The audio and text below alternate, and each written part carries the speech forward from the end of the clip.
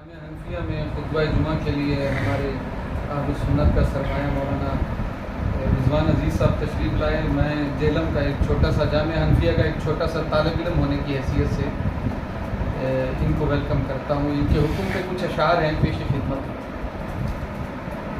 ازلوں سے چلا آتا ہے وہ یار نبی کا، ازلوں سے چلا آتا ہے وہ یار نبی کا، اس شخص کا انکار ہے انکار نبی کا.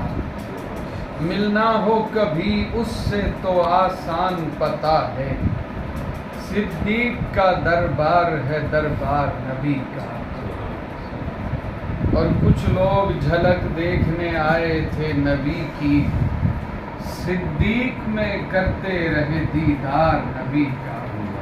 کچھ لوگ جھلک دیکھنے آئے تھے نبی کی، صدیق میں کرتے رہے دیدار نبی کا.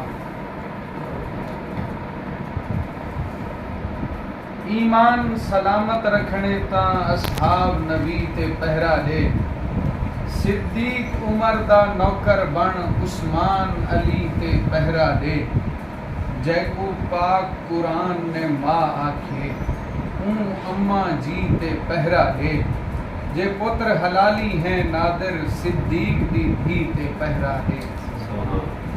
جو بعد از انبیاء صدیق افضل مانتا ہوں میں، جو بعد از انبیاء صدیق افضل مانتا ہوں میں، تو اس کا صاف مطلب ہے کہ حق پہچانتا ہوں میں. اور رسول اللہ کے پیارے صحابہ کے لیے جینا، صحابہ کے لیے مرنے سے بہتر جانتا ہوں میں. بہت شکریہ صاحب.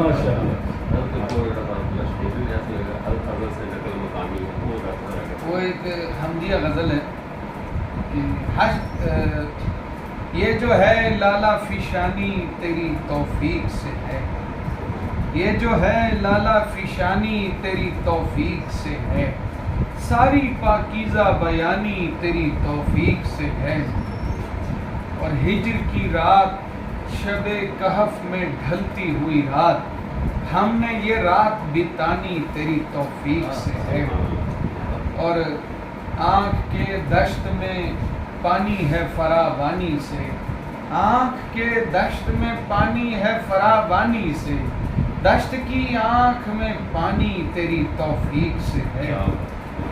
ورنہ گھر چھوڑتے کیسے یہ تیرے خلد نہ یاد، ورنہ گھر چھوڑتے کیسے یہ تیرے خلد نہ یاد، حشر تک نقل مکانی تیری توفیق سے ہے. تجلی جو انسان کی صورت میں چمکی، وہ صورت کے قرآن کی صورت میں چمکی. وہ چہرہ تھا ان کا کہ نور جلی تھا، وہ جسم معطر بھی کیا صندلی تھا. وہ آنکھوں میں ڈورے تھے مازاغ والے، وہ ہونٹوں پہ الفاظ ابلاغ والے. وہ بولیں تو پھولوں کو مسکان بخشیں، وہ دیکھیں تو فطرت کو ایمان بخشیں.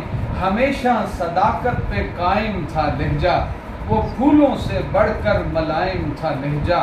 وہ جب مسکراتے تو سب مسکراتے، صحابہ انہی کے سبب مسکراتے.